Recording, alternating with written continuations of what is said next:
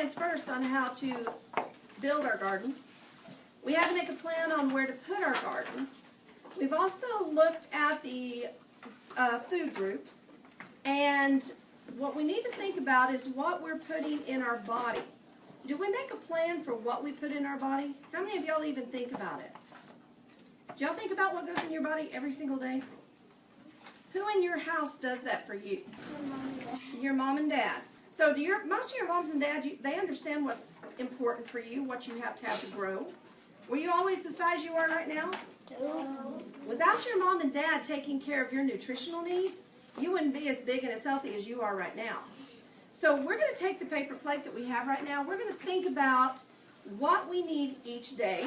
You might be able to even share that with your parents or with your other siblings.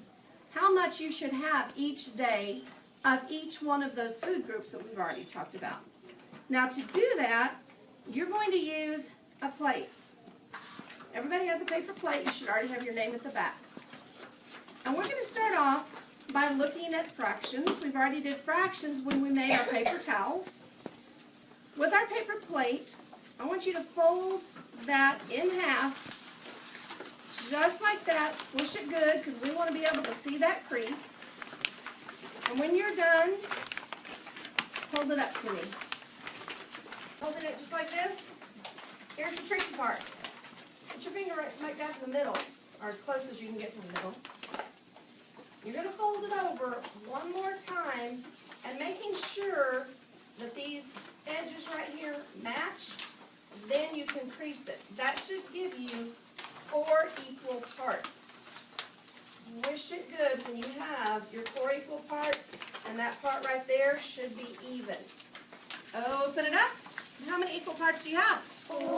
Now each one of these 4 sections, it's going to be each one of your food groups. Now one of them's missing. How many should we have? 5. How many do we have here? 4. Okay, we'll talk about that, so don't think I forgot it. Now, let's look at your plate again. You ready? This is where your crayons are going to come in. We're not going to worry about dairy right now. We're going to look at the 4 other food groups. One of them being what? You tell me. Vegetables. That's going to be hard to write. I'm going to write V-E-G in one spot.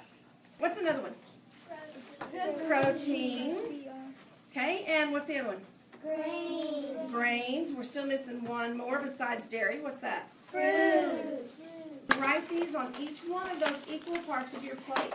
You're going to have protein, veggies, vegetables, grains, and fruit.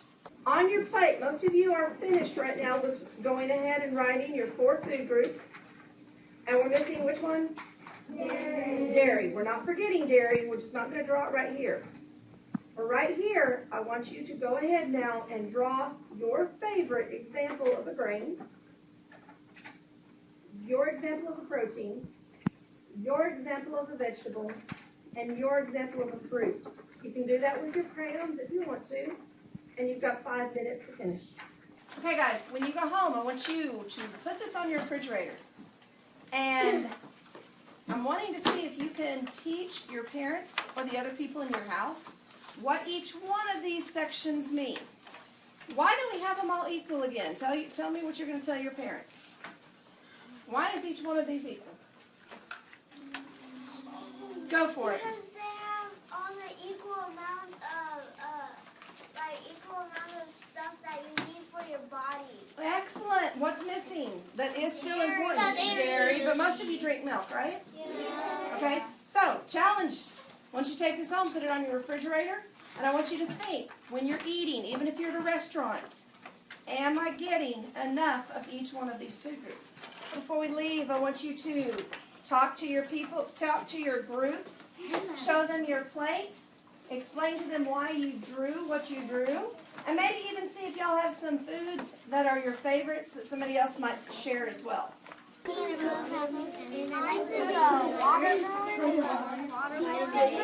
For my veggie, because I ate it, my dad cuts it, and I just As a tip for this activity, I would just suggest maybe not using markers just because they make a bigger mess. The colored pencils or crayons work best.